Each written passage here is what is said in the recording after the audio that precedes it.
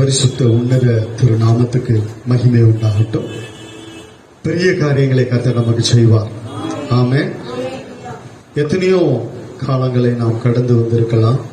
இனி ஒரு நாட்கள், இனி வரும் வருஷங்கள் தேவ ஜனங்களுக்கு ஆசீர்வாதமா இருக்கும். ஆமென். ஏன்னா மோசே சொன்னது போல எங்களை சிறுமைப்படுத்தின நாட்களுக்கும் அவரே தான் நடத்துறாரு. மோசே சொல்றது அந்த வசனத்தை நல்லா கவனிச்சீங்கன்னா, தேவ ஜனங்களை அவர் தான் அந்த பாதையில நடத்துறாரு. எங்களை சிறுமைப்படுத்தின நாட்களுக்கும் நாங்கள் துன்பத்தை கண்ட வருஷங்களுக்கும் நிகராய் எங்களை மகிழ்ச்சியாக்கும் காலையில் உடைய கிருபை தந்து எங்களை பூரிப்பாக்குகிற தேவன் நீர் என்று மோசே சொல்லுகிறார். அதே போல நம்மளை கர்த்தர் மகிழ்ச்சியாக்குவார், ஆசீர்வதிப்பார், கர்த்தர் உயர்த்துவார். ஆமென். ஹல்லேலூயா. வசனத்தை எடுத்து நாம் வாசிப்போம். சங்கீதம் 126 முதல் வசனமும் 5வது வசனத்தையும் வாசிக்க கேட்போம். சீயோனின் சிறையிருப்பை கர்த்தர் திருப்பும் போது சொப்பனம் காண்கிறவர்கள் போல் இருந்தோம். அப்பொழுது நம்முடைய வாய் நகைப்பினாலும் நம்முடைய நாவு ஆனந்த சத்தத்தினாலும் நிறைந்திருந்தது. அப்பொழுது கர்த்தர் இவர்களுக்கு பெரிய காரியங்களை செய்தார் என்று புற ஜாதிகளுக்குள்ளே சொல்லிக் கொண்டார்கள். 5 கண்ணீரோடே விதைக்கிறவர்கள் கம்பீரத்தோடே அறுப்பார்கள். சீயோனின் சிறையிருப்பை கர்த்தர் திருப்பும் பொழுது சொப்பனம் காண்கிறவர்கள் போல் இருந்தார். இது வேற அர்த்தம், ஆனா நம்ம இதுக்கும் எடுத்துக்கலாம் வார்த்தைய. சீயோனின் சிறையிருப்பை திருப்புகிற, எதுல சிறையிருப்புனா ஆசீர்வாதத்துல சிறைப்பட்டு இருக்கிறாங்க. ஆசீர்வதிக்கப்பட முடியாதபடி, கர்த்தருடைய ஆசீர்வாதத்தை சுதந்திரிக்க முடியாதபடி, செழிப்பை காண முடியாதபடி, பொருளாதாரத்துல தலைகுனைவு, சீரழிவு, ஒன்றுமே இல்லாத நிலைமை, இதையெல்லாம் உயர்த்தும்படி அந்த சிறையிருப்பிலிருந்து கர்த்தர் மீட்க தம்முடைய ஜனங்களுக்கு இறங்கி இருக்கிறார். அவர் சித்தம் கொண்டிருக்கிறார். ஆமென். சொப்பனம் காண்கிறவர்கள் போல இருந்தோம். சிறையிருப்பு திருப்பப்படும் பொழுது இது என்ன ஆச்சரியமா இருக்கு, நம்ம வாழ்க்கையை அப்படி மாறி இருக்கு, நம்மளா இதை வாங்கி இருக்கிறோம், நம்ம வீட்லயா இவ்வளவு இருக்கு, நம்ம கையிலயா இவ்வளவு பணம் இருக்கு, இத்தனை லட்சம் நாள நினைச்சே பார்த்தது இல்லையா, 500க்கும் 1000க்கும் அலைஞ்சி தெரிஞ்சு இருந்த இன்னைக்கு இத்தனை லட்சமான் சொப்பனம் காண்கிறவர்கள் போல. நான் சொல்றது விளங்குதா? நான் விசுவாசிக்கிறேன். இந்த 500, 1000, 5000, 10,000 எல்லாம் மாறுது. ஆமென் சொல்லுங்க என்னோட சேர்த்து. எல்லாம் 50,000, 1 லட்சம், 5 லட்சம், 10 லட்சம், கோடிக்கு போக போகிறோம். ஹல்லேலூயா, ஹல்லேலூயா. இந்த 500, 1000 எல்லாம் மாற போகுது. ஹல்லேலூயா. இந்த 500க்கும் 1000க்கும் அலைஞ்சத நாட்கள் எல்லாம் முடிவுக்கு கர்த்தர் கொண்டு வருகிறார். ஆமென். ஹல்லேலூயா. கர்த்தருடைய பரிசுத்த நாமத்துக்கு மகிமை உண்டாகட்டும். அந்த சிறையிருப்பை திருப்பும் பொழுது தெற்கத்திய வெள்ளங்களை திருப்புவது போல எங்கள் சிறையிருப்பை திருப்பும். அதுக்கப்புறமா தான் இந்த வார்த்தை வருகிறது, கண்ணீரோடு விதைக்கிறவர்கள் கம்பீரத்தோடு அறுப்பார்கள். அள்ளித்தூவும் விதையை சுமக்கிறவன் அழுது கொண்டு போகிறான், ஆனாலும் தான் அறுத்த அரிகளை சுமந்து கொண்டு கம்பீரத்தோடு திரும்பி வருவான். இப்ப நீ போன பாதை கண்ணீரோடு இருக்கலாம், நீ போன பாதை குறைவில் இருக்கலாம், வறுமையில இருக்கலாம், கடன் பிரச்சனையில இருக்கலாம், ஆனா அதே பாதையில நீ திரும்பி வரணும். எப்படி வருவ? கம்பீரத்தோடு வருவ. அதே பாதையில மறுபடியும் உன்னை கொண்டு வருவார். ஹல்லேலூயா. நீ சைக்கிள்ல, மோட்டார் சைக்கிள்ல போயிருப்ப, அதே பாதையில உன்னை கார்ல கொண்டு வருவார். ஆமென் சொல்லுங்க. அதே பாதையில உன்னை செல்வந்தனாய், ஐஸ்வர்யமாய், ஆசீர்வதிக்கப்பட்டவனாய் நீ திரும்பி வருவார். அந்த பாதையை நீ பார்க்கணும், கர்த்தர் காண்பிப்பார். ஆமென் சொல்லுங்க. அதே பாதையில ஒண்ணு இல்லாம பிச்சைக்காரத்தனமா நம்ம போன பாதை இருக்கும், அதே பாதையில ஐஸ்வர்யமானாய் உன்னை திரும்பி வர பண்ணுவான். ஹல்லேலூயா. அள்ளி தூக்குறது அந்நீரோடு போகிறான், மறுபடியும் திரும்பி வருவான். எப்படி வருவான்? அறுத்து கொண்டு கம்பீரத்தோடு வருவான். ஹல்லேலூயா. உனக்கு இன்னொரு பாதை இருக்கிறது, நீ கடந்து போன பாதை இல்ல, அது மறுபடியும் திருப்பி அந்த பாதையில வரும் பொழுது நீ ஆசீர்வாதத்தோடு தான் வருவ. ஹல்லேலூயா. கர்த்தருடைய பரிசுத்த நாமத்துக்கு மகிமை உண்டாகட்டும். எனக்கு தெரிஞ்ச ஒரு நண்பர் ஒரு சாட்சி சொன்னாரு. என்கிட்ட நான் இந்த தெருவில் சைக்கிள்ல போகும்போது சைக்கிள் காத்து இறங்கிடுச்சு. காத்து அடிக்க ₹1 இல்ல, தள்ளிக்கினே பிரிட்ஜ் ஏறி இறங்கி வீடு வந்து சேர்ந்தேன். இன்னைக்கு அதே தெருவில் அதே ரோட்ல இவ்வளோ பெரிய கார்ல நான் போறேன், அழுதுகினே போனேன். இதாங்க திரும்பி ரொம்ப கம்பீரத்தோட வர வைப்பாங்க. அல்லேலூயா. அதே தெருவில் இன்னைக்கு நான் கார்ல போகும்போது அந்த பழசை நினைச்சு பார்க்கிறேன். அல்லேலூயா. கர்த்தருடைய பரிசுத்த நாமத்துக்கு மகிமை உண்டாகட்டும். அந்த அந்த ஆசீர்வாதம் வர முடியாதபடி இன்னைக்கு தடையா இருக்கிற காரியங்களை குறித்து தான் இன்னைக்கு கர்த்தர் உங்களோடு இடைப்பட போகிறார். ஜனங்க இந்த காரியத்துல கண் திறக்கப்பட்ட போதும் அவங்க வாழ்க்கை மாறிடும், அவங்க தரம் மாறிடும், அவங்க லைஃப் ஸ்டைல் மாறிடும், எல்லாமே மாறிடும். நான் ஒவ்வொரு காரியத்தையும் கடந்த 2 வாரம் பேசினேன். இதனுடைய பாகம் 1 பாகம் 2 பார்த்தா தெரியும் உங்களுக்கு என்னென்ன காரியம், விதைப்பையும் அறுப்பையும் குறித்து. போன வாரம் நான் சொன்ன காரியம் எத்தனை பேருக்கு ஞாபகம் இருக்கு? நீதிமொழிகள் 3:9-10. பொருளாலும் உன் எல்லா விளைவின் முதற் பலனாலும் கர்த்தரை கனம் பண்ணு. அவ்வளவு சீக்கிரத்துல பிசாசு உங்க கண்களை மறைச்சு இருதயத்திலிருந்து எடுத்து போட்டாங்க. நீங்க ஆசீர்வதிக்கப்படணும்ட்டாங்க. கர்த்தர் இந்த காரியத்தை கொண்டு வர்றது உங்களை உயர்த்தணும்னு தான், உங்களை உயர்த்தணும்னு தான். நீதிமொழிகள் 3வது அதிகாரம் 9-10. உன் பொருளாலும் உன் எல்லா விளைவின் முதற் பலனாலும் கர்த்தரை கனம் பண்ணு. அப்பொழுது, அப்ப எப்படி கொண்டு வராரு பாருங்க அந்த வார்த்தையை. அப்பொழுது உன் களஞ்சியங்கள் பூரணமாய், வெறும் நிரம்பல்ல, பூரணமாய் நிரம்பும். உன் ஆலைகளில் திராட்சை ரசம் ஃபுல்லாவாது. புரண்டு ஓடனா என்ன, மிதமிஞ்சி வருது, புரண்டு ஓடுது. அப்படியே மற்றவங்களுக்கு எல்லாம் போகுது, பல இடங்களுக்கு போகுது. அப்போ அதுக்கு காரணம் என்ன அப்படின்னா, முன் வசனத்துல காரணம் இது எப்படி நடக்கணும் அதுக்கு காரணம் சொல்லப்பட்டிருக்கிறது. உன் பொருளாலும் உன் எல்லா, மற்றவங்கள தூக்கி வந்து பிடிங்கி அங்கிருந்து இங்கிருந்து கொண்டு வந்து வைக்கிறது இல்ல. ஒருத்தர் அப்படிதான் எல்லாம் கலெக்ஷன் பண்ணி கொடுப்பாரு, இவரு எதுவும் கொடுக்க மாட்டாரு. கலெக்ஷன் பண்ணி கொடுத்தவனுக்கு அவனுக்கு தான் ஆசீர்வாதம், எவன் கொடுத்தானோ அவனுக்கு தான் ஆசீர்வாதம். அந்த மாதிரி இல்ல. ஆனா கர்த்தர் சொன்னாரு, உன் பொருளாலும் உன் எல்லா விளைவின் முதற் பலன் கர்த்தரை கனம் பண்ணு. இது கனம், இது அவருக்கு கொடுக்கிற ஆனர். ஆனா இந்த காரியத்துல நம்ம இந்த சத்தியத்தை குறிச்சு தெரியாம இருக்கிறதாலதான் இன்னைக்கு ஆசீர்வாதம் இல்ல. முதற் பலனை ஃபர்ஸ்ட் எடுத்து வந்து கர்த்தருக்கு வச்சிடணும். வேலை செய்யற நாட்கள்ல சம்பளம் வாங்கினா முதல்ல எடுத்து ஆண்டவருக்கு வச்சுட்டு, முதல்ல அவருக்கு வச்சுட்டு கொடுத்துட்டு ஏதோ ஒண்ணு பண்ணிட்டு தான் அப்புறமா மற்ற காரியம். இப்படி எது வந்தாலும் சரி கர்த்தருக்கு முதலாவது அந்த முதற் பலனை. அந்த நாட்களிலே இஸ்ரவேல் ஜனங்கள்ல எது விதைச்சாலும் முதல்ல அறுக்கிறத கொண்டு வந்து தேவ சமூகத்துல வச்சிருவாங்க, கூடாரத்துல வச்சிருவாங்க. கர்த்தருடைய சமூகத்துல ஆசாரியன் கிட்ட கொண்டு வந்து விட்டுருவாங்க. ஏதாவது ஒரு தோட்டம் போடுறாங்க, பழமா பழுகுது திராட்சைனா முதல் பலனை கொண்டு வந்து முதல்ல அறுக்கிறத கொண்டு வந்து வச்சிருவாங்க. ஆனா இன்னைக்கு அது மாறி போய் எல்லாம் தின்னுட்டு மிச்ச மீதி இருந்தா கொடுக்கறது, இல்லைன்னா இல்ல அப்படின்ற நிலைமை இன்னைக்கு ஜனங்களுக்குள்ள வந்ததாலதான் இன்னைக்கு ஒரு ஆசீர்வாதமும் இல்லாம ஜனங்க தத்தளிப்ப பாக்குறாங்க, வறுமையை பாக்குறாங்க, கஷ்டத்தை பாக்குறாங்க, குறைவை பார்த்து கொண்டிருக்கிறாங்க. இது குறிச்சு போன வாரம் நல்ல தெளிவா உங்களுக்கு சொல்லிட்டேன், இதுக்கு மேல சொல்லணும்னு அவசியம் இல்லை. அந்த முதல் பலனை, முதல் ஃபர்ஸ்ட் குவாலிட்டிய, முதல் ரகத்தை இப்படி நிறைய சொல்லிட்டே போலாம். முதல் வர்றத அதெல்லாம் கர்த்தருக்கு கொண்டு வந்து படைக்காம இருக்கிறதாலதான் இன்னைக்கு நம்ம ஆசீர்வாதத்தை இழக்க ஆரம்பிச்சிட்டோம். ஒரு நபர் அப்படிதான் பொருத்தனை பண்ணி இருக்கிறாரு. இது நடந்த காரியம்.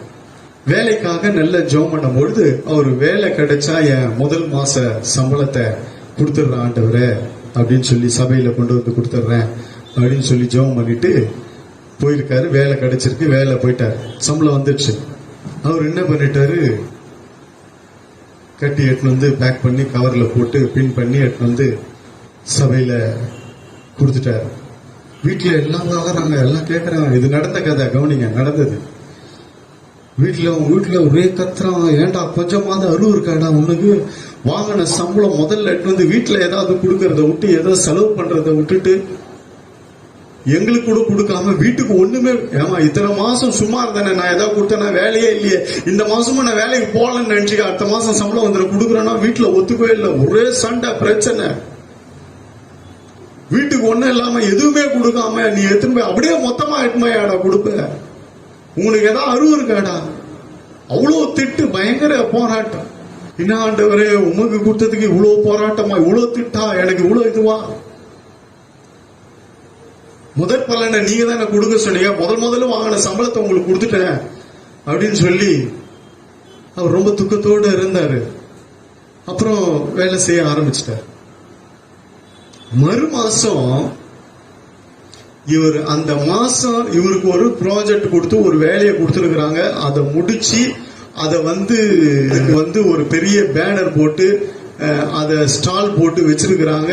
அந்த இவர் பண்ண அந்த ஒர்க்ல, இவர் பண்ண அந்த டிசைனு, அங்க ஆளை நிறுத்தது, அந்த ட்ரெஸ், அந்த இது எல்லாம் போட்டு எல்லாம் வச்சு அங்க அந்த டிசைன் எல்லாம் மாத்தி, பழைய கம்பெனில இருக்கிற டிசைன் எல்லாம் மாத்தி எல்லாம் வச்சு போனதால அந்த ஒரே மாசத்துல கிட்டத்தட்ட பல கோடி ஆர்டர் வந்துருச்சான். ஆர்டர் வந்து ஆளெல்லாம் வந்து ஒரு 50-60 பேர் வேலை செஞ்சிருந்தாங்க. அப்படியே 100 பேர் எடுக்கக்கூடிய ஆளு தேவை வந்துருச்சு. பல கோடி ஆர்டர் வந்துருச்சு.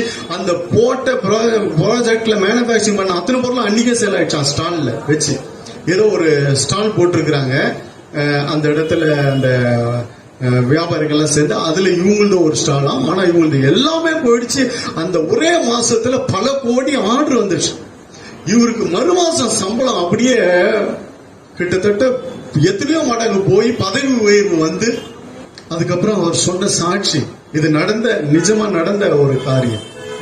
யாருக்கும் அதை பத்தி தெரியறது இல்ல. ஏன்னா ஒரு சில நேரத்துல உலகம் அதை தடுக்கும், உலகத்துக்கு தெரியாது. ஆனா ஆவிக்குரிய காரியங்கள் இருக்கிறவங்களுக்கு தெரியும். கர்த்தர் எதை ஆசீர்வதிக்கிறாரு, எதை பெருக்கிறாரு. முதல் மாசம் சாதாரணமா சம்பளம் இருந்தது. அடுத்த மாசம் சம்பளம் வர்றதுக்குள்ள இவன் வேலையில கர்த்தர் இவனுக்கு ஞானத்தை கொடுத்து இவனுக்கு எல்லாம் மாத்தி அந்த வேலையில இறங்கி அவன் கிரியை செய்யும்போது கர்த்தர் அதை ஆசீர்வதித்து அந்த கம்பெனியை ஆசீர்வதித்து அந்த கம்பெனி பெரிய டாப் லெவல்ல போயிடுச்சான். இந்த ஒரே ஒரு ஆளால. முதல் பலன்ல இவ்வளவு ஆசீர்வாதம் இருக்குங்க. அதெல்லாம் நம்ம செய்யாதால, அதெல்லாம் நம்ம விட்டதாலதான் இன்னைக்கு நம்ம ஒண்ணு இல்லாம இருக்கிறோம். ரெண்டாவது, முதல் ரகத்தை கொண்டு வரணும். நொந்து போனது, கெட்டு போனது, பழசு, தேவையில்லை, ஐயோ வேஸ்ட் பண்ணாத, அது சர்ச்சை கட்டு கூட அவ்வளவுதான் ஒண்ணு. அதே பழைய பொருள் தான் உனக்கு வரும். வேஸ்டா தூக்கி போடுறதெல்லாம் நீ தூக்கின்னு வந்த இங்க உனக்கு வேஸ்டா வரும், பழசு தான் வரும். ஏன்னா எதை விதைக்கிறானோ அதை அறுப்பான்னு வேதம் சொல்லுது. நீ எதை கொடுக்கறாயோ அதை தானே ஆசீர்வதிக்கிறாரு. போன வாரம் சொன்ன பாருங்க, ஒரு ஊழியக்காரன் எதை கைய வச்சு ஆசீர்வதிக்கிறானோ, எதை கொடுக்கறது ஆசீர்வாதம், அதை தான் பெருக்கி திருப்பி கொடுப்பாரு. நம்ம ஆராதிக்கிற தேவன் பெஸ்ட் தேவன், நல்ல தேவன், பெரிய தேவன், மகிமையுள்ள தேவன், வல்லமையுள்ள தேவன். அவருக்கு நம்ம எப்படி வர்றோம், எப்படி கொடுக்கிறோம். அதனாலதான் இந்த காரியத்துல பிசாசு கண்களை குருடாக்கி வச்சிருக்கிறதால அவனுக்கு தெரியும் இதெல்லாம் பண்ணிட்டா ஜனங்க ஆசீர்வதிக்கப்படுவாங்க. வேத சத்தியத்தினுடைய வார்த்தை இருக்குன்னா அந்த வார்த்தை நிறைவேறும், நல்லா தெரியும் அவனுக்கு. அதனாலதான் இந்த வார்த்தையை நிறைவேற்றாம உன்னை தடுக்கிறதுக்கு காரணம். முதற் பலனை கொடுக்கவே விட மாட்டான் எப்பவுமே. பெஸ்ட் குவாலிட்டியா கொஞ்சம் ரேட் அதிகமா, சச்சி போய் என்னத்துக்கு இவ்வளவு ரேட், இவ்வளவு காஸ்ட்லியா வாங்குறது. அவர் அவருக்கு நம்ம மட்டுமா கொடுக்குறோம், சபையே கொடுக்குது. நம்ம என்ன இவ்வளவு காசை கொடுத்தா அவர் வாங்கி கொடுக்கறது, கொஞ்சம் கம்மியில வாங்கி கொடுப்போம். இதெல்லாம் நிறைய, இதனாலதான் ஜனங்க ஆசீர்வதிக்கப்படுற இன்னைக்கு. அதுக்காக தான் ஆண்டவரே இதெல்லாம் சொன்னா என்ன நினைப்பாங்க தெரியல. ஆண்டவரே என்னை விட்டுருங்க, டேய் உன்னாலதான் என் ஜனங்க பிச்சைக்காரங்களா இருக்காங்க, ஒழுங்கா நீ சொல்லிடு, அதுக்கப்புறம் நான் அவங்களை டீல் பண்ணிக்கிறேன்ட்டாரு. நீ சொல்ல வேண்டியதை சொல்ல, நான் வெளியே எங்கேயாவது உன்னை ஒரு நாள் படுக்க போட்டுட்டு செய்தி கொடுக்க ஒருத்தனை கூட்டு வருவேன். அவன் சொல்லிட்டான், அத்தனை ஆசீர்வாதம் அவனுக்கு போயிடும், உனக்கு ஒண்ணும் கிடைக்காது. வேணாப்பா, உன் சபைக்கு நீ தான் சொல்லணும். நீ கூச்சப்படாத, வெட்கப்படாத, ஜனங்க என்ன நினைப்பான்னு நினைக்காத, நான் என்ன நினைக்கிறேன்றத பாருப்பா. அதுக்கு தானப்பா இவ்வளவு பெரிய ஊழியத்தை கொடுத்த. என் ஜனங்க இன்னும் அப்படியே இருக்கிறாங்க, அவங்க வளர வேணாவா, ஆசீர்வதிக்கப்பட வேணாவா, நீ வெட்கப்படாத, அவங்க என்ன வேணாலும் நினைச்சிட்டோம், நீ சொல்லிடு, அதுக்கப்புறம் நான் பாத்துக்கிறேன்ட்டாரு. இந்த செய்தியை ஆயத்தப்படுத்தும் போதெல்லாம் கையை வச்சு ஜெபம் பண்ணுவேன். ஆண்டவரே யாரும் எதுவும் நினைச்சிட கூடாதாண்டவரே, நான் எல்லாத்தையும் சொல்லிடுறேன். நீங்க சொன்னதெல்லாம் டக்கு டக்குன்னு இருதயத்துல நைட்ல கூட எழுதி உட்காந்து எழுதுவேன். உள்ள போய் ஜெபம் பண்ணிருந்தேன், திருப்பி வந்துட்டேன், நோட்டு வெளியே வச்சுப்போம், வந்து எழுதிட்டு போறேன். முந்தா நேற்று நைட் அப்படிதான் ஒரு வார்த்தை கொடுக்குறாரு, எழுத அப்படியே உட்காந்து அது எழுதினேன். நீங்க சொல்றதெல்லாம் அப்படியே சொல்லிடுறேன் அப்படின்ட்டு. ஆனாலும் மனசுக்குள்ள ஒரு சின்ன காரியம் நெருடல். ஏன்னா இந்த காரியம் பாருங்க, சொன்ன உடனே என்ன பண்ணுவோம், பிசாசு உங்க சிந்திய திசை திருப்பி, இவர் எப்ப பாரு அடிக்கடி என்ன இப்படி பேசுறாரு, பணத்தை குறிச்சு, இவ்வளவு நாள் இந்த மாதிரி இல்லையே, எதிர்பார்க்கிறாரோ இல்ல அந்த சிந்தியை கொண்டு வருவான்ற. நான் சொல்றது புரியுதுங்களா? அதெல்லாம் கொண்டு வர, அதெல்லாம் இருக்கிறதாலதான் இன்னைக்கு தேவ ஜனங்க ஆசீர்வதிக்கப்பட முடியல. நானே யோசிக்கிறேன்னா என் சிந்தியை பிசாசு மறைக்கிறான் பாருங்க, என்னையும் தடுக்கிறான் பாருங்க. இதெல்லாம் சொல்லிட்டு அவங்க என்ன நினைப்பாங்களோ, அவங்க ஏதாவது தப்பா நினைச்சிருவாங்களோ, காசு காசுன்றாரு அப்படின்னு சொல்லி நம்ம கிட்ட ரொம்ப எதிர்பார்க்கிறாரு, நம்மளே ஒண்ணு இல்லாம இருக்கிறமே, அந்த ஒண்ணு இல்லாத குடுன்னு சொல்லுப்பா, அதுதான் ஆசீர்வாதம்ன்றாரு. அல்லேலூயா. கர்த்தருடைய பரிசுத்த நாமத்துக்கு மகிமை உண்டாகட்டும்.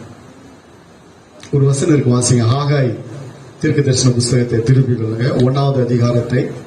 ஆகாய் 1:6 வசனத்தை நாம் திருப்புவோம். நீங்கள் திரளாய் விதைத்தும் கொஞ்சமாய் அறுத்து கொண்டு வருகிறீர்கள், நீங்கள் புசித்தும் அதாவது நீங்கள் திரளாய் விதைத்தும் கொஞ்சமாய் அறுத்து கொண்டு வருகிறீர்கள். இன்னைக்கு நம்முடைய வாழ்க்கையில நிறைய இதுதான் நடக்குது. தேவ ஜனங்கள் நிறைய உழைக்கிறாங்க, நிறைய கஷ்டப்படுறாங்க, நிறைய விதைக்கிறாங்க, ஆனா கொஞ்சமா தான் அறுவடை வருது. 1:30 மாறல, அந்த 1:60 மாறல, அந்த 1:100 மாறல. திரளா விதைச்சும் கொஞ்சமாய் அறுத்து கொண்டு வருகிறீர்கள். அல்லேலூயா. இன்னொரு வசனம் இருக்கு, 9 வாசிங்க. அதுலயே அதிகமாய் வரும் என்று நீங்கள் எதிர்பார்த்திருந்தும் இதோ கொஞ்சம் கிடைத்தது. கொஞ்சம் தான் கிடைச்சது, அதிகமா வரும்னு பாக்குறோம், ஆனாலும் கொஞ்சமா தான் வருது. ஏன்னா நம்ம போய் வேலை செய்யறோம், இவ்வளவு சம்பளம் கொடுப்பாங்க, இவ்வளவு இது பண்றாங்க, அது இப்படி பாக்குறோம், எவ்வளவு முயற்சி செய்யறோம், வர சம்பளத்தை வச்சு அடுத்து வேற ஏதாவது பண்ணலான்னு பாக்குறோம். ஆனாலும் நம்ம எவ்வளவு உழைச்சாலும், எவ்வளவு வருமானம் வந்தாலும், திரளாய் வந்தாலும், திரளாய் விதைத்தாலும் கொஞ்சமா தான் இருக்கிறோம். நம்ம நேரத்தை திரளா விதைக்கிறோம், உழைப்பை திரளா விதைக்கிறோம், ஆனா கொஞ்சமா வருகிறது வருமானம். எதுலயோ இன்வெஸ்ட்மெண்ட் பண்ணி பாக்குறோம், லாபம் இல்ல. நேரத்தை, பலத்தை, ஞானத்தை எல்லாத்தையும் விதைத்தும் பலன் பார்த்தா ரொம்ப கம்மியா இருக்கு. அதுக்கு காரணம் என்னவென்றால் அதிலே சொல்லப்பட்டிருக்கிறது, கர்த்தருடைய பரிசுத்த நாமத்துக்கு மகிமை உண்டாகட்டும். வாசிங்க அந்த 9வது வசனத்தை வாசி. அதிகமாய் வரும் என்று நீங்கள் எதிர்பார்த்திருந்தும் இதோ கொஞ்சம் கிடைத்தது, நீங்கள் அறுத்து வீட்டுக்கு கொண்டு வந்தும் நான் அதை ஊதி போடுகிறேன். ஊதி போடுறேன்னா வர்றது அப்படியே பறந்து போயிடுது காத்துல, எப்படி போகுதுன்னே தெரிய மாட்டேங்குது. அவ்வளவு வருது, ஆனாலும் போதல, ஆனாலும் கஷ்டம், ஆனாலும் போராட்டம். அடுத்து சொல்றேன், எது நிமித்தம் என்றால், எது நிமித்தம் என்றால், இன்னைக்கு நல்லா விளங்கிக் கொள்ளுங்க, தேவ ஜனங்க நீங்க ஆசீர்வதிக்கப்படணும். இப்ப இருக்கிறது இல்ல, பல மடங்கு கர்த்தர் உங்களை உயர்த்த சித்தம் கொண்டிருக்கிறார். எது நிமித்தம் என்றால், வீடு பாழாய் கிடக்கும் போதும். புரிஞ்சிச்சா? அப்போ கர்த்தருடைய வீடு, கர்த்தருடைய வீட்டுக்கு, கர்த்தருடைய ஆலயத்துக்கு நம்ம என்ன செய்யறோமோ அதுதான் பெரிய ஆசீர்வாதத்தை கொண்டு வரும் என்று ஆகாயில பல இடத்துல அதுக்கு பின்பு சொல்ற, நான் இன்று முதல் உங்களை ஆசீர்வதிப்பேன். ஆலயத்தை தாங்கிறது இல்ல, ஆலயத்துக்கு உதவி செய்யறது இல்ல, ஆலயத்தின் காரியங்களில எந்த ஒரு நாட்டமும் இல்ல. வர்றது சபைக்கு ஆராதனை முடிஞ்சவங்க ஓடுறது, ஆலயத்தை குறித்து என்ன நடக்குது, இங்க என்ன தேவை, இங்க என்ன பண்ணணும், ஆலயத்தை குறிச்சு என்ன காரியங்கள் என்பதை அறிந்து செயல்பட வேணும். அது இல்லாதபடியால இன்னைக்கு நிறைய பேரு, இன்னொரு கூட்டம் இருக்கு, சர்ச்சுக்கு வந்தா என்ன கொடுப்பாங்க, சர்ச்சுக்கு வந்தா ஏதாவது கிடைக்குமா, இப்படி ஒரு கூட்டம் இருக்கு. ஆனா கர்த்தர் நல்லவர், இங்க இருக்கிறவங்க எல்லாம் சர்ச்சுக்கு கொடுக்குறீங்க, இங்க இருந்து யாரும் எதிர்பார்க்கல. நிறைய கூட்டம் வெளியே இருக்கு, சர்ச்சுக்கு போனா ஏதாவது கொடுப்பாங்களா, ஏதாவது செய்வாங்களா, நம்ம கஷ்டப்படுறோமேனா அது அந்த எந்த ஆசீர்வாதமும் இருக்காது அவங்களுக்கு. அவங்க கட்சி வரைக்கும் கஷ்டப்பட்டு அவங்க மறிக்க வேண்டியதுதான். ஆலயத்தை குறித்து யார் பாரப்படுகிறார்களோ, அல்லேலூயா, கர்த்தருடைய பரிசுத்த நாமத்துக்கு மகிமை உண்டாகட்டும். நான் சொல்லுகிற ஒவ்வொரு வசனமா இதுக்கு முன்னாடி போன வாரம் ஒரு காரியம் சொன்னேன், அது பிரகாரம் நடக்கும் பொழுது, கர்த்தரை கனப்படுத்தும் பொழுது, கர்த்தருக்கு முதல் ரகத்தை, முதல் பலனை ஃபர்ஸ்ட் வர்றதில் கொண்டு வந்து கொடுக்கறது. நம்மளுக்கு எது வந்தாலும் அதை முதல்ல எடுத்து கர்த்தருக்கு வச்சு, அல்லேலூயா. இன்னைய வரைக்கும் கர்த்தர் அறிவார். எனக்கு வர்றதில்ல, யாருக்குமே தெரியாது, என் மனைவிக்கு கூட தெரியாது. இப்பதான் நான் ஓபன் பண்றேன். நான் கர்த்தருடைய ஊழியத்துக்கு ஊழியக்காரர்களுக்கு கொஞ்சம் எடுத்து வச்சிருக்கேன். இது வாழ்க்கையில் அப்பத்துல இருந்து இன்னை வரைக்கும் நான் அதை கடைபிடிச்சிட்டு வரேன். எடுத்து வைக்கிறத சொல்லவே மாட்டேன். நான் பாட்டு கொடுத்துட்டு கர்த்தர் பார்க்கிறார், அவள் அவர் பார்த்தா போதும். இதை நம்ம சொல்ல தேவையில்லை. இன்னைக்கு இந்த செய்திக்காக சொல்றேன், இல்லைன்னா இது கூட நான் சொல்ல மாட்டேன். எனக்கு வருகிற காணிக்கையில, எனக்கு வருகிற காசுல நான் கொஞ்சம் எடுத்து அதுல கொஞ்சம் தனியா எடுத்து வடமாநில ஊழியத்துக்கு எடுத்து வைப்பேன். ஒரு 2-3 பேர் சப்போர்ட் பண்றேன், அதுக்கு எடுத்து வைப்பேன். இனி வரைக்கும் நான் கொடுத்துட்டு தான் இருக்கிறேன் அவங்களுக்கு. கொரோனா டைம்ல கூட ஆச்சரியமா இருக்க ஒண்ணும் இல்ல, இவர் எப்படி இத பண்றாரு, எப்படி வருது இவருக்கு, இவ்வளவு கஷ்டம் இருக்கு சொல்றாரு. ஆமா, அதை பார்த்தா நான் ஆசீர்வதிக்கப்படும். இன்னைக்கு நான் ஆசீர்வதிக்கப்பட்டிருக்கிறேன். ஓரளவுக்கு கர்த்தர் என்ன படிப்படியா தூக்கிட்டு வர்றாரு. அதுக்கு காரணம் என்ன தெரியுமா? தான் வீட்டுல சாப்பாட்டுக்கே இருக்காது, ஆனா கூட அதை பார்க்க மாட்டேன். கரெக்டா அந்த டேட்டுக்கு அந்த டைமுக்கு அனுப்பிச்சிருவாங்க உங்களுக்கு. அல்லேலூயா. இனி வரைக்கும் அதை இந்த மாசம் வரைக்கும் அதை நான் நிறைவேற்றி இருக்கிறேன். கர்த்தருடைய பரிசுத்த நாமத்துக்கு மகிமை உண்டாகட்டும். ஆலய காரியத்துல, இந்த ஆலயத்துல நாங்க நிறைய விதைச்சிருக்கிறோம். ஆரம்ப நாட்களில நாங்க எவ்வளவு கஷ்டப்பட்டோம் என்பது கர்த்தர் அறிவார். அல்லேலூயா. ஆலயத்துல விதை, ஆலய காரியத்துல, ஆலய தேவையில, ஆலய காரியத்துல, மற்ற ஊழியத்தின் காரியத்துல விதைக்கும் பொழுது அது பெரிய அறுவடை கொண்டு வரும். பேங்க்ல போட்டு வச்சு என்னங்க பிரயோஜனம்? பர்ஸ்ல போட்டு வச்சு என்ன பண்ணணும்? பேக்கெட்ல இருந்து என்ன பிரயோஜனம்? அதை எடுத்து விதைக்கும் பொழுதுதான் நாங்க, நீ எதுல விதைய மூட்டை கட்டி வச்சிருந்தாலும் அதெல்லாம் பலன் கிடையாது. பேங்க் இன்ட்ரெஸ்ட் என்ன கொடுப்போம், அதை விட இங்க பல மடங்கு உயர்த்தி ஆசீர்வதித்து 1:1 30 கொடுக்கிறார். எங்க கொடுக்கிறார்? உலகத்துல காட்டுங்க, வேதத்துல இருக்குது. ஆண்டவர் கொடுக்கிறார். 1 30, அதே 1 60 மடங்குலாம் யாருங்க கொடுக்குறாங்க? ஒரே ₹1 60 எவனாவது கொடுப்பானா? கர்த்தர் ஆசீர்வதிக்கிறேன்றாரு. ஆனா நம்ம அந்த சத்தியம் மறைக்கப்பட்டு அதை கொடுக்காதபடி பிசாசு தடுக்கிறபடியாலதான் இன்னைக்கு ஜனங்கள்லாம் உயர்வு அடுத்த படிக்கு போல அதே லெவல்ல இருக்கிறாங்க. அதே லெவல்ல இருக்கிறது இல்லைங்க தேவ சித்தம். மேல மேல மேல கர்த்தர் உன்னை உயர்த்தணும், எல்லாம் உயரணும். கர்த்தருடைய பரிசுத்த நாமத்துக்கு மகிமை உண்டாகட்டும். அடுத்து இன்னொரு வசனம் சொல்றேன், கவனிங்க. 2 நாளாகம புஸ்தகம் 31:4 எடுத்துக்கொள்ளுங்க. அந்த இதெல்லாம் உங்க ஆசீர்வாதத்துக்காக சொல்லப்படுகிற வார்த்தை. இதை கவனித்துக் கொள்ளுங்க. இதன்படியெல்லாம் நீங்க நடக்கும் பொழுது நான் விசுவாசிக்கிற இந்த வருஷம் முடிவதற்குள்ள கர்த்தர் உன் சூழ்நிலையெல்லாம் மாற்றிடுவாரு. ஆசாரியரும் லேவியரும் கர்த்தருடைய நியாய பிரமாணத்தை உற்சாகமாய் கை கொள்ளும்படி அவர்களுக்குரிய பாகத்தை கொடுக்க ஜனங்களுக்கும் எருசலேமின் குடிகளுக்கும் கட்டளையிட்டான். ஆமென். ஆசாரியர் லேவியர் கர்த்தருடைய நியாய பிரமாணத்தை ஊழியத்தை உற்சாகமாய் கை கொள்ளும்படி அவர்களுக்குரிய பாகத்தை கொடுக்க ஜனங்களுக்கும் எருசலேமின் குடிகளுக்கும் கட்டளையிட்டான். ராஜா சொல்றாரு, அப்பா நம்ம நாட்டுல ஆசாரியர் இருக்கிறாங்க, ஊழியம் செய்யறாங்க, ஆசரிப்பு கூடாரத்து ஊழியத்தை செய்யறாங்க, அவங்களுக்கு எல்லாம் கொடுக்கும்படி ஜனங்களுக்கு எருசலேமின் குடிகளுக்கு சொல்றார். அல்லேலூயா. ராஜாவுக்கு எசேக்கியாவுக்கு கர்த்தர் சொல்லி கர்த்தர் மூலமா இவன் சொல்லுகிறான் அந்த இடத்துல. நம்ம நாட்டுல நம்ம நாடு நல்லா இருக்கணும், நம்ம நாடு செழித்து இருக்கணும், நம்ம ஜனங்க நல்லா இருக்கணும், எந்த போராட்டம் பிரச்சனை இல்லாம இருக்கணும்னா இவங்க நல்லா இருந்தாதான்ப்பா நம்ம நல்லா இருக்க முடியும்.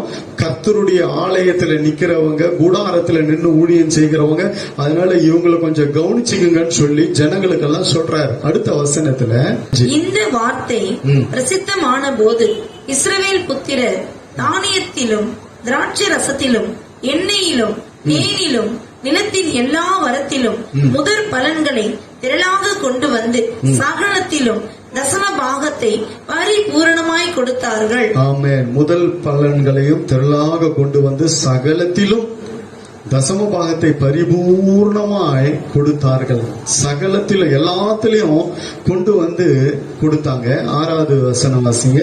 யூதாவின் பட்டணங்களில் குடியிருந்த இஸ்ரவேல் புத்திரரும் யூதா புத்திரரும் மாடுகளிலும் ஆடுகளிலும் தசம பாகத்தையும் தங்கள் தேவனாகிய கர்த்தருக்கு பரிசுத்தம் பண்ணப்பட்டவைகளில் தசம பாகத்தையும் கொண்டு வந்து குவியல் குவியலாக வைத்தார்கள். இப்படி எல்லாம் நம்ம சபை இருக்கணும்னு நான் எதிர்பார்க்கிறேன். அவங்க கொண்டு வந்ததை பாருங்க. இந்த மாதிரி கொடுத்தா ஊழியக்காரன் ஏங்க கடன் வாங்க போறான்? குவியலா கொண்டு வந்து வைக்கிறாங்க. எல்லாத்துலயும் என்ன வருதோ அதுல கொண்டு வந்து கொடுக்க ஆரம்பிச்சிட்டாங்க. என்ன வருதோ இன்னைக்கு நம்ம வந்து வெறும் நம்மளுக்கு வர வருமானத்துல தான் வைக்கிறோம். ஆனா அங்க அந்த மாதிரி இல்ல. ஏன் அந்த ஜனங்க ஆசீர்வதிக்கப்பட்டாங்க? பின்னாடி வசனத்துல 10வது வசனம் பின்பாகத்துல வாசிக்கிறோம், கர்த்தர் தம்முடைய ஜனத்தை ஆசீர்வதித்ததினால் இந்த திரட்சியான அம்பாரம் மேய்ந்திருக்கு, மீதி மீறுற அளவுக்கு. ஏன்னா கர்த்தர் தம்முடைய ஜனங்களை ஆசீர்வதித்ததினால். எதுல ஆசீர்வாதம்? ஆசீர்வாதத்தை கொடுத்து கொண்டே இருக்கிறார் ஜனங்களுக்கு. மீதம் எடுக்கக்கூடிய கிருபையை கர்த்தர் கொடுக்கிறார். காரணம் என்ன?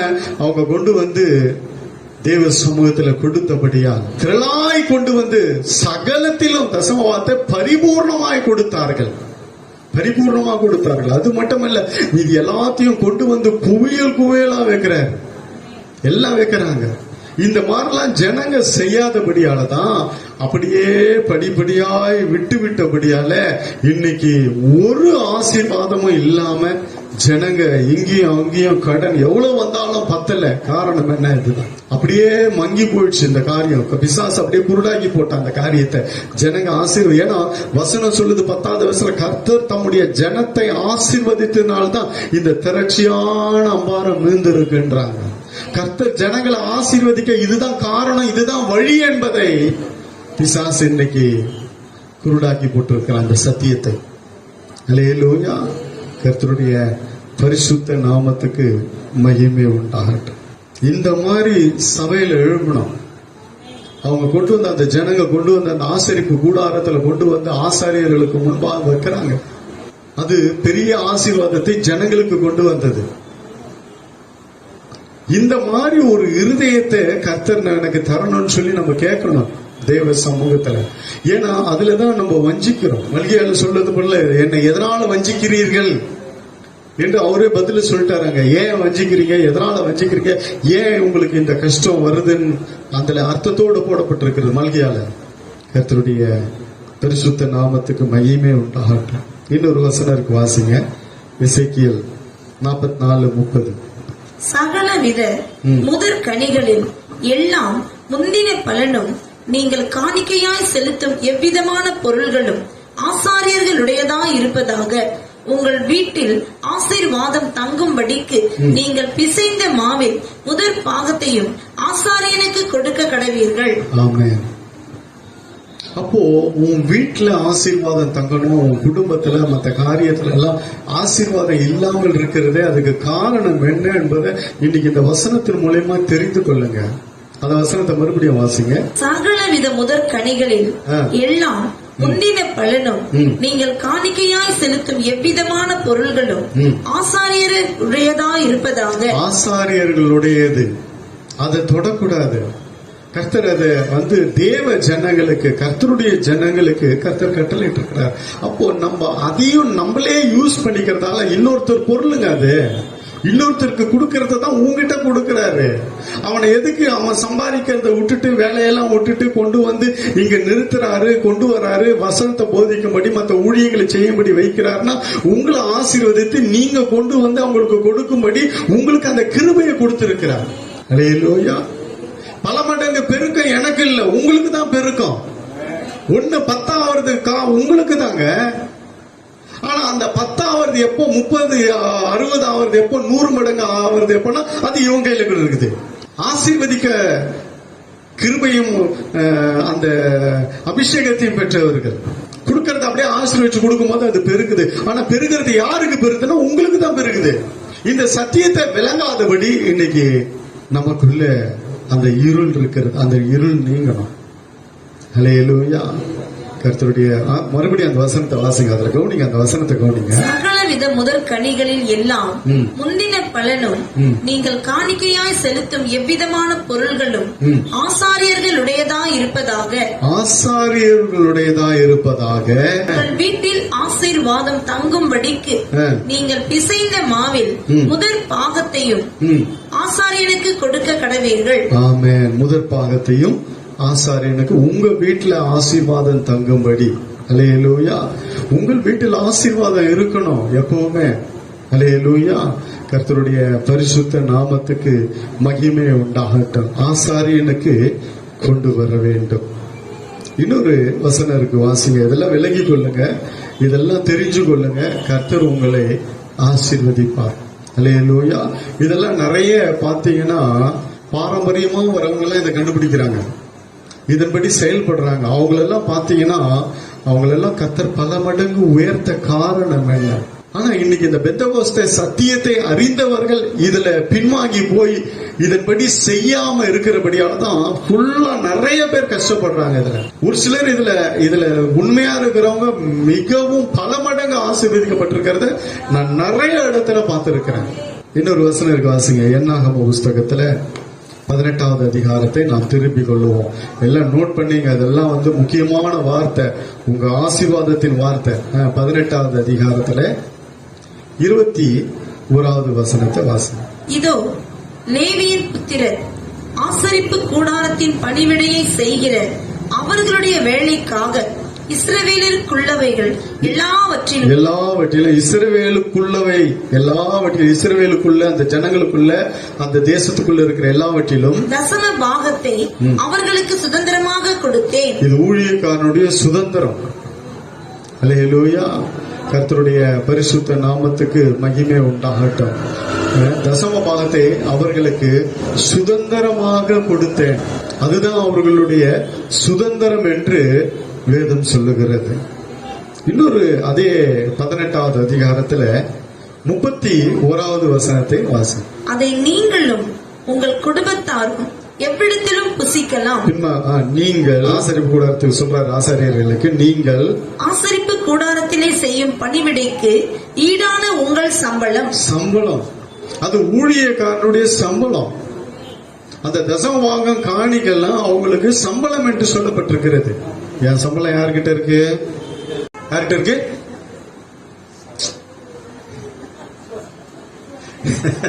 சொல்ல மாட்டீங்களா? இந்த சத்தியத்துக்குள்ள வெளியரங்கமா வெளிச்சத்துக்கு வந்துருங்க. இன்னும் அந்த இருட்டுல இருக்காதீங்க. கர்த்தர் உங்களை ஆசீர்வதிக்க போகிறாரு. அதனாலதான் இன்னைக்கு பாரமா உங்களோடு பேசுகிற வார்த்தை இது. என் சம்பளம் யார்கிட்ட இருக்கு? அப்படி பொதுவெல்லாம் சொல்லி தப்பிக்க கூடாது. என்கிட்ட இருக்குன்னு சொல்லணும் தைரியமா. யார்கிட்ட இருக்கு? உங்ககிட்ட. என் சம்பளம் யார்கிட்ட இருக்கு? சம்பளம் ஒழுங்கா கொடுக்குறீங்களா? நான்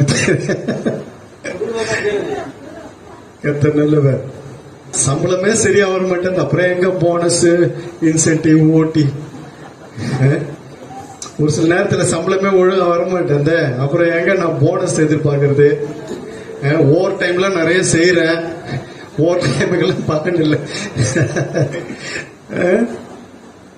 உபாகமம் 24:15 வாசிங்க. இந்த சத்தியத்தெல்லாம் தெரிஞ்சு கொள்ளுங்க.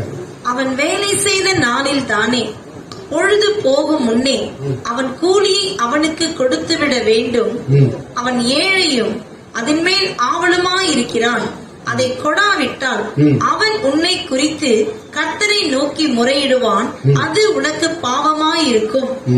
கர்த்தர் கேட்பார். புரிஞ்சுதா? இதெல்லாம் ஏன்டா நீ என் ஜனங்களுக்கு சொல்ல? அதனாலதான் இவங்க அந்த பயம் இல்லாம ஒண்ணும் இல்லாம உட்காந்துக்கிறாங்க, அவங்க இஷ்டத்துக்கு இருக்கிறாங்க. அதனாலதான் அவங்க ஆசீர்வாதம் இல்ல, இங்க கொடுப்பாங்களா அங்க கொடுப்பாங்களான்னு ஓடுறாங்க, கடன் வாங்குறாங்க. இன்னி வரைக்கும் அதே சூழ்நிலை இருக்கிறாங்க. நீயே இப்படி மாத்தி வச்சிட்டிய என் ஜனங்களேன்றாரு. கொடுக்கிறவங்களுக்கு ஸ்தோத்திரம், கொடுக்காதவங்க ஜாக்கிரதையா இதெல்லாம் இந்த சத்தியத்தை கடைபிடிங்க. ஏன்னா அது அவங்களுடைய சம்பளம், அது கர்த்தருது.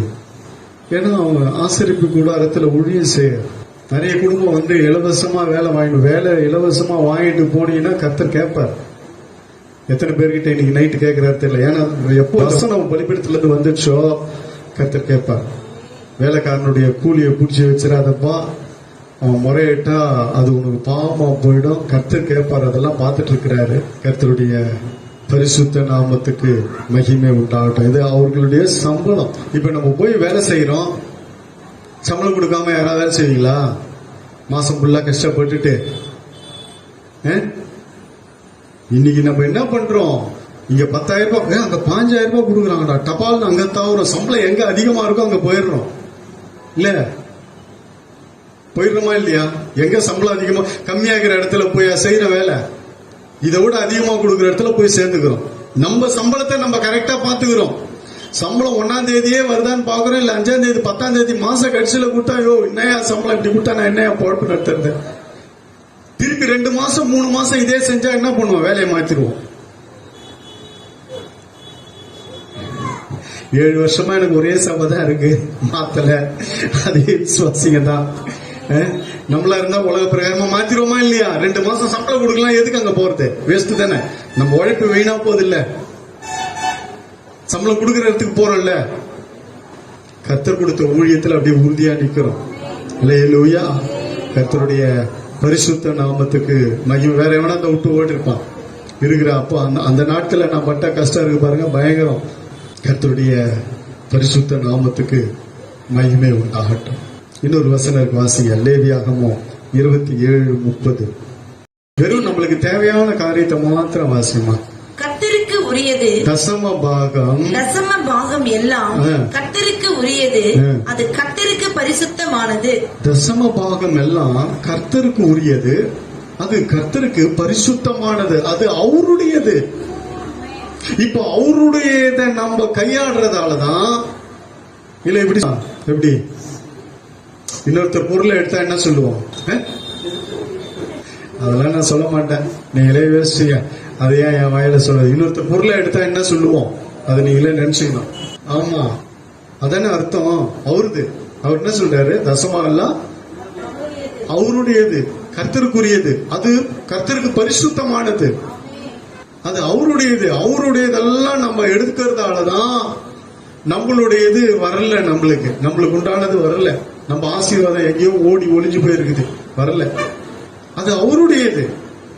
அவருடையதையே எடுத்து, அதாவது அந்த விதையே எடுத்து நம்மளே சாப்பிடுறோம், நம்மளே செலவு பண்றோம், நம்மளே நம்ம குடும்பம் நம்ம காரியம் எல்லாம் பாத்துக்கிறோம். அதனாலதான் பெருக்கம் இல்ல, ஆசீர்வாதம் இல்ல. அப்படியே அதே ஸ்டேஜ்ல இருக்கிறாங்க. அதே நிலைமைக்கு இருக்க காரணம் என்னவென்றால் இதுதான் காரணம். கர்த்தருடைய பரிசுத்த நாமத்துக்கு மகிமை உண்டாகும். ஏன்னா இயேசுவே இந்த புதிய ஏற்பாட்டில் சொல்லியிருக்காங்க, அதையும் செய்ய வேணும், இதையும் விடக்கூடாதுன்ற. மத்தேயு 23:23 ஆண்டவர் சொல்லி இருக்கிறார். வாசிங்க அந்த வசனத்தை. மாயக்காரராகிய வேத பாரகரே, பரிசேயரே, உங்களுக்கு ஐயோ!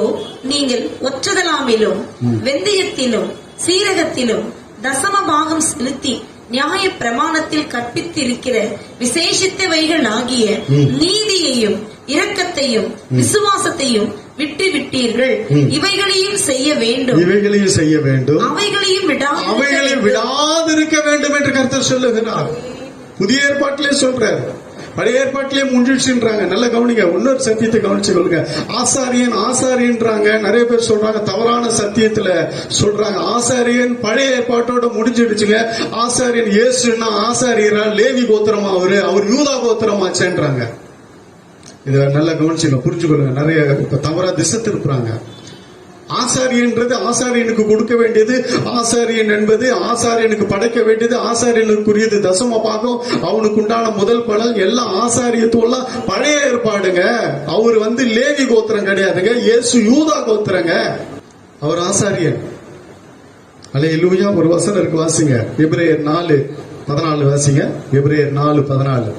வானங்களின் வழியாய் பரலோகத்திற்கு போன தேவ குமாரனாகிய இயேசு என்னும் மகா பிரதான ஆசாரியர், ஆமென், மகா பிரதான ஆசாரியர் நமக்கு இருக்கிறபடியினால், ஆமென், நாம் பண்ணின அறிக்கையை உறுதியாய் பற்றி கொண்டிருக்க கடவுள். பண்ணின அறிக்கையை உறுதியாய் பற்றி கொள்ளும். அவர் அதாவது மகா பிரதான ஆசாரியர் என்று வேதம் சொல்லுகிறது. அல்லேலூயா. ஏன் ஆசாரியர் என்றால், ஆசாரியர் ஒரு தடவை அந்த பலியை செலுத்துவார், திருப்பி மறுபடியும் வருஷந்தோறும் பலியை செலுத்துவோம், மறுபடியும் போவான், ஒரு தடவை பலியை செலுத்துவார். ஆனா பிரதான ஆசாரியர் இவர் ஒரே தரம் தம்மையே பலியாய் செலுத்தினபடியால் அவர் மகா பிரதான ஆசாரியர் ஆனார். யூதா கோத்திரத்தில் இருந்தாலும் இந்த சத்தியம் விலங்குல நிறைய பேருக்கு தவறா பிரசங்கம் பண்றாங்க. காணிக்க தசமாலாம் கொடுக்க தேவையில்லை, ஆசாரியனா யாரு? ஆசாரியெல்லாம் பழைய ஏற்பாட்டிலே முடிஞ்சிடுச்சு, ஆசாரியர் இயேசுன்னா லேவி கோத்திரமான்னு கேட்கறாங்க. அதனாலதான் உங்களுக்கு சொல்றேன், கவனிங்க. அந்த சத்தியத்தை கேட்டு நீங்க ஆசீர்வாதத்தை இழக்காதீங்க. நினைக்காதீங்க. யூதா கோத்திரத்தை தானே இயேசு வந்தார். இல்ல, எங்க உடைக்கப்பட்டதுன்னா அது கல்வாரி சிலுவையில உடைக்கப்பட்டது.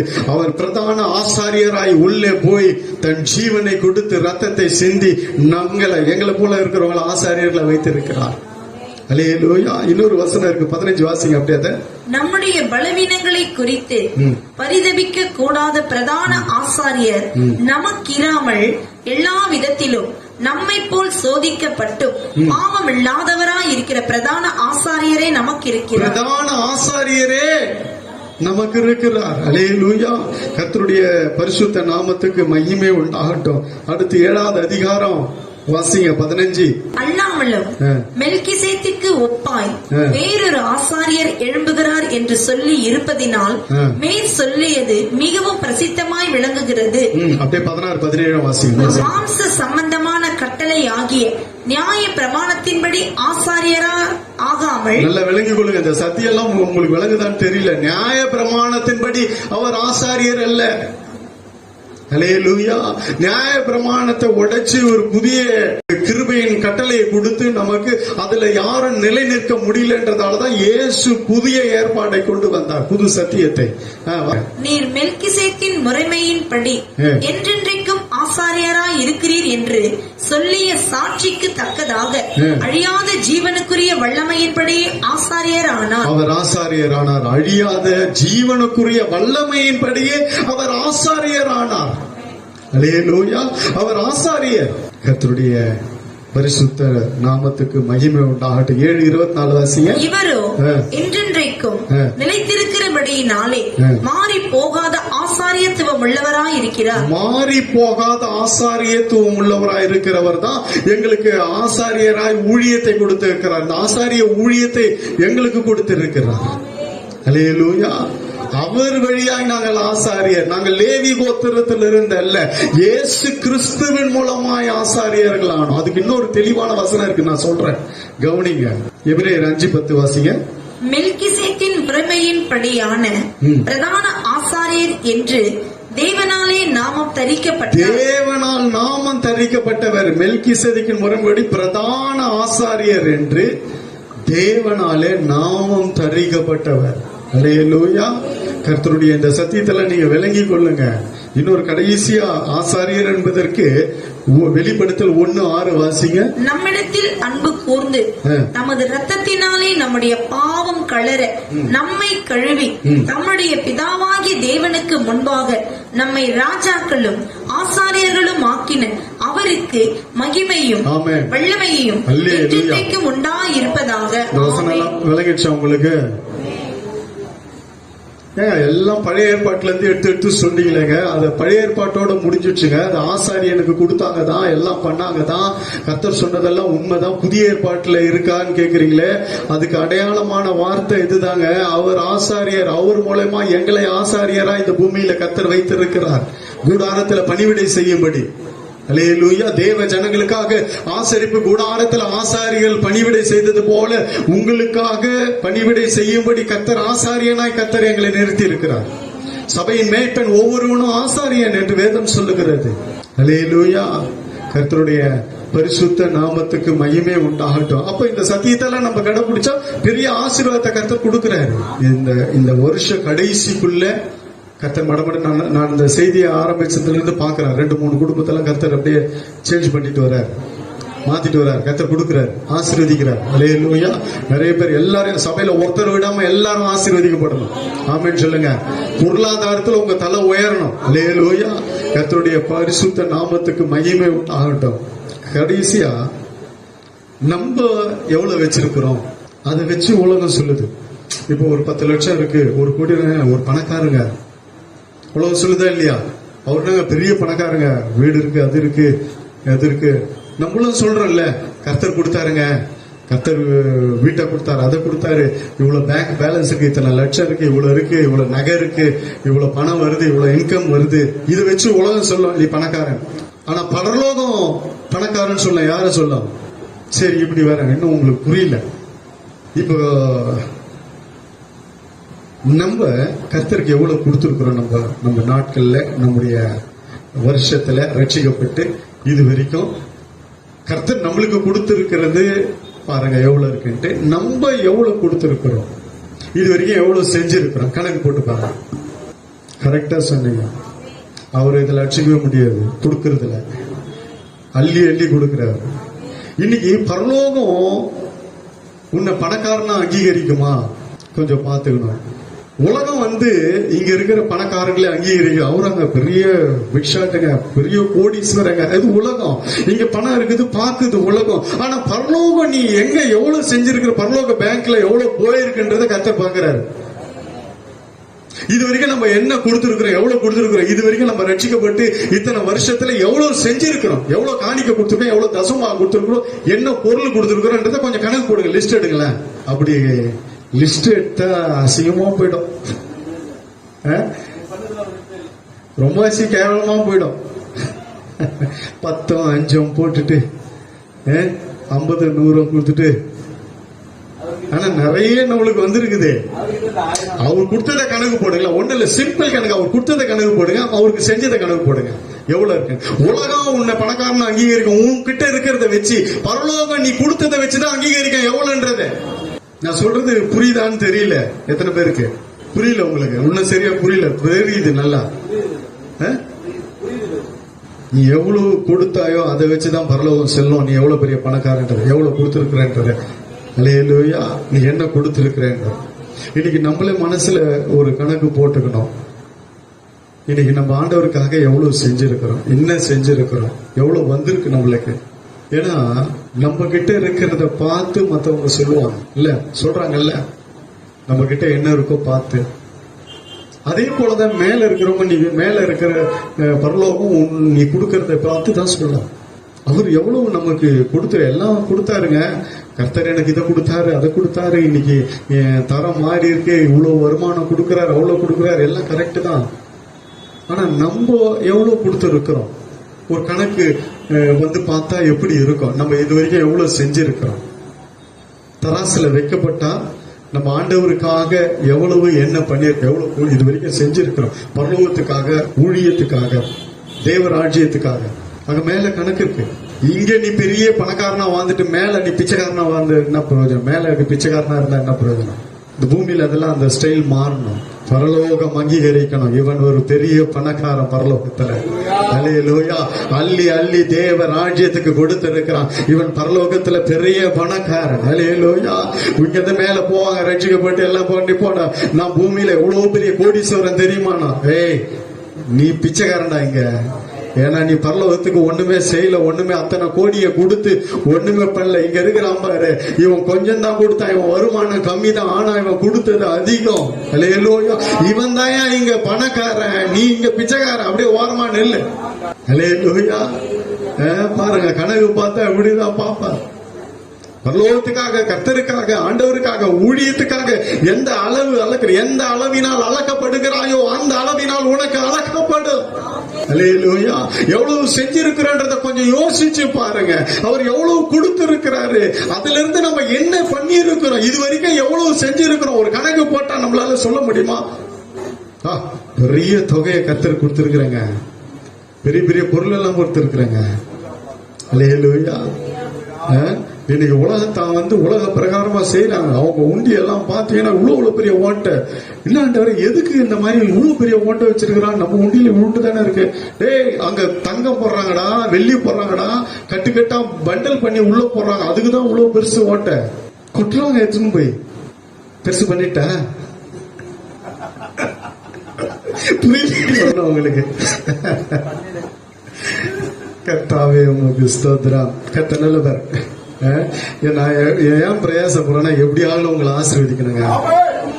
கர்த்தர் உயர்த்தணும், தரம் மாறணும். ஆமே. இன்னும் பிச்சைக்காரனா, ஏழையா, வறுமையா, கஷ்டத்துல, தரித்திரத்துல இருக்கக்கூடாது. ஆமே. இந்த வருஷம் முடிவுக்கு நான் இதான் ராவும் பகலும் கர்த்தர் அறிவார். கண்ணீரோடு நான் ஜெபித்துக் கொண்டு இருக்கிறேன். கண்ணீரோடு, ஆண்டவரை என் ஜனங்களை உயர்த்துங்க, என் ஜனங்களை உயர்த்தினாதான் ஆண்டவரை நான் உயர்த்தப்பட முடியும். எனக்கு ஏன் இன்றைக்கு இந்த இவ்வளவு கடன் பிரச்சனை கஷ்டம்னா, என் ஜனங்க கடல்ல இருக்கிறாங்க. என் ஜனங்களை நீங்க ஆசீர்வதிங்க. அவங்களை ஆசீர்வதித்தா நான் ஆசீர்வாதமா இருப்பேன் என்று ஒவ்வொரு நாளும் இரவும் பகலும் கதவி கொண்டிருக்கிறேன். கர்த்தர் அறிவார். கண்ணீரோடு ஜெபித்துக் கொண்டிருக்கிறேன்.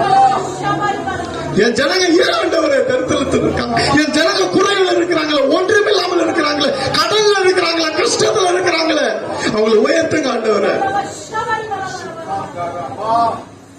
போற ஒவ்வொரு நாளும் நீங்க சொல்ற சாட்சி இங்கேயே போயிடுறது இல்லைங்க.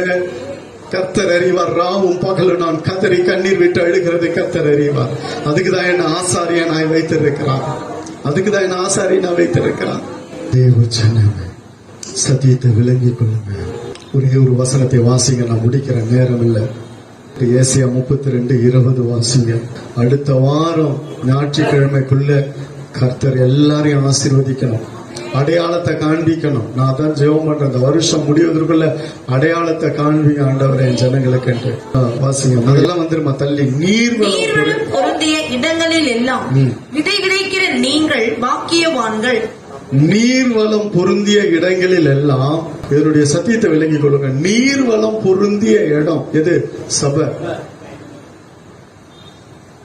ரெண்டாவது, இந்த சபையில நானே உங்களை கேட்டுக்கிறேன், இதுக்கு சாட்சி நீங்க தான். நீர்வளம் பொருந்திய இடம் என்பதுக்கு சாட்சி. இந்த சபையில அபிஷேகம் இருக்கா? ஆவியானவர் இருக்காரா? கர்த்தருடைய வார்த்தை உங்களுக்கு வருதா? கர்த்தருடைய வார்த்தை இங்க வந்த வார்த்தை நிறைய நிறைவேறி இருக்கா? இங்க ஆவியானவர் வெளிப்படுத்தின காரியங்கள் எத்தனை இருக்கு? தரிசனத்துல சொப்பனத்துல பேசினார். இதான் நீர்வளம் பொருந்திய இடன்றதுக்கு நான் அடையாளம் சொல்றேன், கவனிங்க. இங்க கர்த்தர் இருக்கிறார். எத்தனை பேர் சாட்சி சொன்னீங்க? எனக்கு தெரியும். கர்த்தர் எனக்கு இதை காண்பித்தார், இப்படி இருந்தார், எப்படி பார்த்தேன். எத்தனை பேர் சாட்சி சொல்லி இருக்கிறீங்க? இதான் நீர்வளம் பொருந்திய இடன்றதுக்கு அடையாளம். நீர்வளம் பொருந்திய ஆவியானவர் இருக்கிற இடம், வார்த்தை இருக்கிற இடம், துதி ஆராதனை, அபிஷேகம், ஜெபம் இருக்கிற இடம். எத்தனை பேர் ஜெபத்துக்கு கர்த்தர் பதில கொடுத்திருக்கிறார்? எத்தனை ஜெபங்கள் எத்தனை பேருக்கு ஆசீர்வாதமா இருந்திருக்கு? நீங்களே சாட்சி. இது நீர்வளம் பொருந்திய இடம். இதுல விதை விதைக்கிறவன் பாக்கியவான். இதுல விதை விதைக்கிறவன் ஆசீர்வாதம். நீர்வளம் பொருந்திய இடத்துல விதை விதைங்க. கர்த்தர் இருக்கிறாரா அந்த இடத்துல கண்ணை மூடின்னு கொண்டு வந்து விதைங்க. கர்த்தர் உங்களை ஆசீர்வதிப்பார், பெரிய அறுவடையை கொடுப்பார். கர்த்தர் இங்க இருக்கிறத பாக்குறீங்கல்ல, விதைங்க. வேற ஒன்னும் தேவையில்லைங்க. இங்க அபிஷேகம் இருக்கிறது, ஆவியானவர் இருக்கிறார், கர்த்தர் என்னோடு பேசுகிறார் தெரிஞ்சுதான் இதுதான் நீர்வளம் பொருந்திய இடம். இங்க விதைங்க. கர்த்தர் உங்களை பெருகப்படுவார். ஹல்லேலூயா, ஹல்லேலூயா. கட்டி வைத்திருக்கிறவன் மேலேயோ சாபம் தங்கும். அதை அவுத்து கொண்டு வந்து விடுறான் பாருங்க, அவன் மேல் ஆசீர்வாதம் தங்கும் என்று வேதம் சொல்லுகிறது. ஹல்லேலூயா. இது நீர்வளம் பொருந்திய இடம். இங்க கர்த்தர் இருக்கிறார். என்னால உறுதியாக சொல்ல முடியும். ஆவியானவர் அசைவாடி கொண்டு இருக்கிறார். இன்றைக்கு அநேக ஜனங்களோடு இடைப்படுகிறார். அநேக ஜனங்களுடைய தரம் மாறுகிறது, உயர்கிறது. ஆவிக்குரிய வாழ்க்கையில முன்னேறி செல்றாங்க, விசுவாசத்துல உறுதியா இருக்கிறாங்க. இன்னைக்கு எவ்வளவு காரியத்துல ஆண்டவருடைய பிள்ளைங்க சாட்சியா இருக்கிறாங்க. இங்க இதுதான் நீர்வளம் பொருந்திய இடம். ஆமென் சொல்லுங்க. நீர்வளம் பொருந்திய இடத்தில் எல்லாம் விதைக்கிறவர்கள் பாக்கியவான்கள், அவர்கள் அருள்பார்கள். ஆமென். எல்லாரும் கண்களை மூடி கர்த்தருடைய சமூகத்தில் எல்லாரும் கண்களை மூடுவோம். ஹல்லேலூயா. ஆண்டவரே, ஒவ்வொரு சத்தியத்தினாலே எங்கள் கண்களை திறந்திருக்கிறேன். நம்முடைய ஜனங்கள்லாம் செழிப்பு பார்க்கணும். யார் கானானின் ஆசீர்வாதங்களை பார்க்கணும். எகிப்திலிருந்து வரணும் ஆண்டவரே. இன்னும் எகிப்தில் இருக்கிறாங்க, வனாந்தரத்துல இருக்கிறாங்க, வறுமை, கஷ்டம், போராட்டம், பிரச்சனை, பாடு, உபத்திரவத்துல இருக்கிறாங்கப்பா. ஆண்டவரே, நீர் எல்லாரையும் ஆசீர்வதிக்கணும் ஆண்டவரே. எல்லாருடைய வருமானத்தை ஆசீர்வதிக்கணும் ஆண்டவரே. எல்லாருக்கும் அறுவடை கொடுங்க. விதைக்கிறாங்க ஆண்டவரே, விதைக்கிறவங்களுக்கெல்லாம் பெரிய அறுவடையை கர்த்தர் கொடுப்பீராங்க. இன்னைக்கு சொன்ன வேத வசனத்தின்படி ஆண்டவரே, கர்த்தர் எல்லாரும் அந்த சத்தியத்துக்கு ஒப்பு கொடுக்க, தங்களை அர்ப்பணிக்க கர்த்தர் இன்னைக்கு ஒவ்வொரு இருதயத்தை கர்த்தர் ஏவுவீராக ஆண்டவரே. எல்லா ஜனங்களும் கொடுக்கிற ஜனங்களாய் மாறட்டும் ஆண்டவரே. நீர் கொடுக்கவே இந்த பூமிக்கு வந்தீர். பிதாவாகிய தேவன் தம்முடைய மகனையே, குமாரனையே கொடுத்தாருங்க நமக்காக. ஆண்டவர் இயேசு வந்தார், தன்னையே ஜீவபலியாய் ஒப்பு கொடுத்தார். எல்லாம் கொடுக்கிற ஊழியம் தான் இயேசுனுடைய ஊழியம்.